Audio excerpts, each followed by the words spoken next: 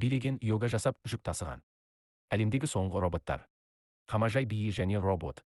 Той мен акула еті.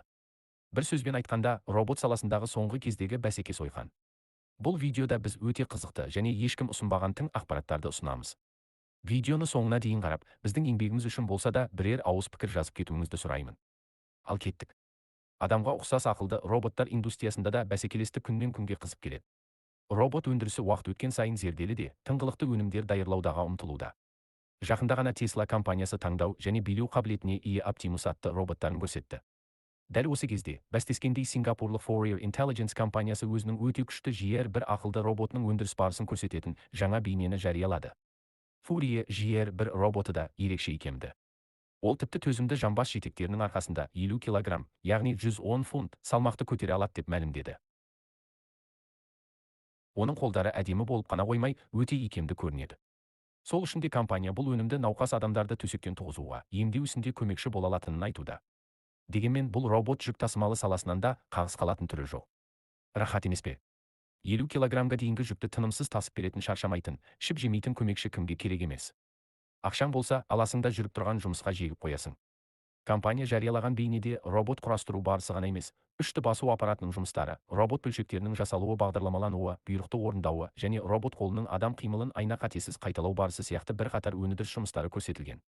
Сонымен қатар, бұл бейнеден GR1 ақылды роботының жүрісі мен икемді қозғалыстарын да көруге болады. Бұл өткен аптада Agility компаниясының Орегон штатындағы Сәлемде орналасқан RoboFab қондырғысын әлемдегі алғашқы зерделі роботтар зауыты болады деген мәлімдемеге жауап бергені ме қайдам. Fourier компаниясы жыл соңына дейін тұтынушыларға 100 дана GR1 роботын жөнелту ниетін мәлімдеді. Tesla керісінше. Автомобиль өндірісінде біршама үлкен жетістіктерге жеткен компания бола тұра әзірге өндіріс барысынан тіс жармай отыр. Тек Optimus'тың икемді қозғалысын ғана жалпақ жаһанға көрсеткен беті өндіріс жоспарынан ләм-мим деп жаға ашпапты. Қызық, Fourier GR1-ді бірқатар ғылыми зерттеу және тәжірибелік конструкторлық серіктестерге жіберіп роботты зерделеу мен біліктілігін арттыру туралы құлшынып жатқанда, Tesla автономды операциялар мен Optimus роботының мүмкіндіктерін арттыру бойынша жалпақ жұртқа жарияламай-ақ жең ішінде жымпиып жұмыс жасап жатқандай. Tesla компаниясы толық өзін-өзі басқару қабілеті бар автопилот жүйесін қолданатын жоғары спецификациялы көру негізіндегі компьютері бар Optimus роботын өзінің қол-аяғын толық меңгере алатын деңгейге жеткізген. Компания робот зердесіндегі өзін-өзі калибрлеу жүйесі жаңа тапсырмаларды тиімдірек орындауға көмектесетінін айтады. Optimus блоктарды жинап, оларды түсі бойынша алдында тұрған әр түрліше жәшіктерге сұрыптау тапсырмасын сәтті орындады. Бұл роботтың зердесі жақсы жетілдірілген. Өйткені ол блоктерді сұрыптап жатқанда, сырттан адам килігіп, алғалы жатқан блоктарды басқа жаққа жылжытқанымен ол бәрібір дұрыс тауып алды.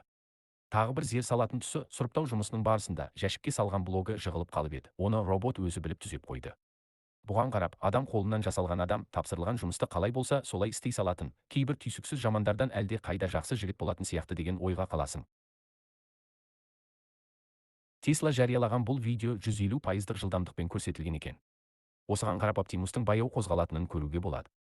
Бірақ тапсырмаларды дәл және тыңғылықты орындау үшін қозғалыстар әдейі баяулатылған сияқты деген ой келеді. Дегенмен Optimus'тың қолдары икемді екенін байқау қиын емес. Ал роботтың өз-өзінің тепе-теңдігін меңгеруі адамды тәнті етеді. Себебі, көптеген адамдар қайталай алмай абыр-сабыр болатын йога қимылдарын сәтті аяқтады. Яғни жалғыз аяқпен тұрып түрлі жаттығу әрекеттерін мүлтіксіз орындап шықты. Бұған қарап, алдағы аз уақытта роботтар адам билей алмайтын билерді былқылдап-сылқылдап билеп шықса таң қалмайтын шығармыз деп қоямын. Айтпақшы, жақында ғана Алматыда өткен үйлену тойында нейрожүйемен жасалған робот жұбайлардың неке қию рәсімін өткізді. Жұрт бұған асабалар жұмыссыз қалатын болды ғой деп әрі қуанып, әрі қайғырып уда-шу болды. Бұқаралық ақпарат құралдары жарыса жазды. Мұндай нәрселердің игілігін дарақы тойларда емес, өндірісте, азаматтардың өміріне қауіпті жұмыстарда, істі ілгері бастыру, оңтайландыру жақтарында игілігін көретін болсақ құба-құп болар еді. Әй, қайдам, бұл әдетімізді қоймасақ, Америкадан акула етін алдыратын тойларда әлде бір робот зәуде ғалам қамажайға, не қара жорғаға, болмаса өзбек биіне билеп жүрсе таң қалмайтын болармыз. Бұлардың қатарында жүк тасып, биіктен биікке секіріп жүрген, биіктен жерге түскенше ауада неше айналып қызық көрсететін Boston Dynamics компаниясының Атлас роботы тағы бар. Бәрін айтта, бірін айт, алдағы күндерде бұл автоматтандыру және зерделеу саласының жетістігі адамзат үшін қызықтың көкесі болайын деп тұрған сияқты. Жалпы, соңғы уақыттағы бұл роботтық өндіріс барысы бізге терең ой салады. Пайдалы, қауіпсіз және сенімді жұмыс істейтін әрі жаңа тапсырмаларды тезде, тиімді меңгеретін зерделі роботтарды нарыққа шығаруда зерделі роботтар өндірісімен айналысатын компаниялар бұрын-соңды болмаған жаңа деңгейде жұмыс жасап жатқанын, нарықтағы бәсекелестіктің де осал емес екенін аңғартады. Бұл боттардың ауқымы кеңейген сайын, олар адамдарға қарағанда арзан да оңтайлы. Әрі тәулік бойы тынымсыз жұмыс істей алады. Тек қуаты бітпесе болғаны жұмыс істей береді. Бұл өз кезінде адамзаттың еңбек нарығындағы бәсекелестікті де басқа деңгейге көтеруі мүмкін ғой. Не болса да өтетінді кететін бір той үшін мұхиттың ар жағынан акуланың етін алдырғанша осындай технологиялық жетістіктерді әкеліп, қазақ баласының көкірегіне сәуле, санасына зерде құятын іс тындырған оң болар. Сіз не дейсіз?